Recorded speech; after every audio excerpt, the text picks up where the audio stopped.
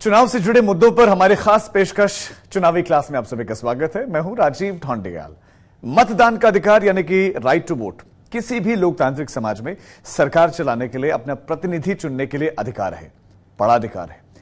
यह हमारे लोकतंत्र की आधारशिला है जो नागरिकों को यह तय करने की अनुमति देता है कि उन्हें कौन नियंत्रित करे या फिर वो किससे शासित होना चाहते हैं। भारत में राइट टू वोट एक मौलिक अधिकार यानी फंडामेंटल राइट।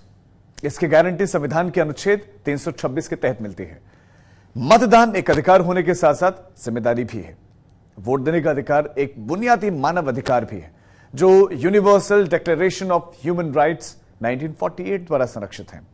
तो आइए जानते हैं कि भारत में वोट दे कौन सकता है। तो आर्टिकल 326 कहता है कि लोकसभा और हर राज्य की विधानसभा के लिए निर्वाचन वयस्क मताधिकार के आधार पर होंगे, यानी कि हर वो व्यक्ति जो भारत का नागरिक है और उचित विधानमंडल द्वारा बनाए गए किसी भी कानून द्वारा या उसके द्वारा अधीन की गई तारीख पर कम से कम 18 साल की आयु से कम का नहीं हो।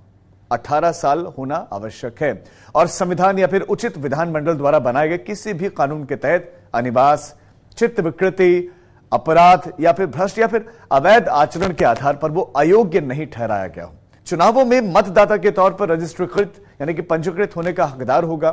हो सकता है कई लोगों को लगता हो कि वोट नहीं भी डालेंगे तो कौन सा पहाड़ टूट पड़ेगा। तो आइए समझते हैं कि वोट डालना लोकतंत्र के प्रति हमारी निष्ठा का परिचय कैसे है। मतदान हमें उन फैसलों में भाग लेने की अनुमति देता है जो हमारे जीवन को आकार देती हैं। इसी से यह सुनिश्चित होता है कि देश की शासन प्रणाली में नागरिकों की आवाज सुनी जाए, सरकार में उनके हितों की नुमाइंदगी हो। वोट डालकर हम सरकार के नीतिगत फैसलों को प्रभावित कर सकते हैं। मतदान हमें बताता है कि सार्वजनिक धन खर्च कैसे हो, कौन सी नीतियां लागू की जाएं और किन नीतियों की समाज में आवश्यकता नहीं है। राइट टू वोट सरकार को अपनी आवाज सुनाने का एक सार्थक तरीका है और इसीलिए किसी भी वोटर को इस अधिकार को हल्के में तो बिल्कुल नहीं लेना चाहिए। बहुत जरूरी है वोट डालना। दरअसल वोट देने का अधिकार भारत में भी लामबंदी और आंदोलनों का एक लंबा इतिहास समेटे रहा है। इसके लिए सन 1900 में ही वोटिंग राइट्स के लिए आंदोलन हो रहे थे।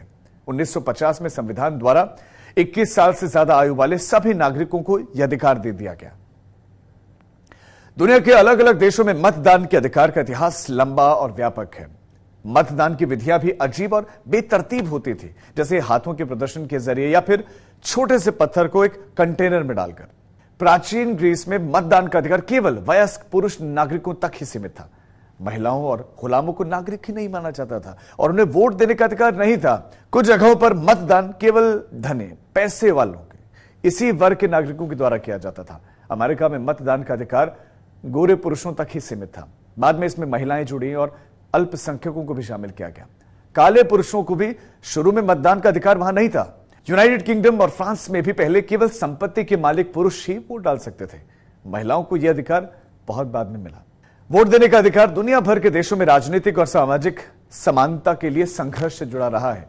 यह आम नागरिकों के लिए कठिनाई से हासिल जीत का एक अधिकार रहा है।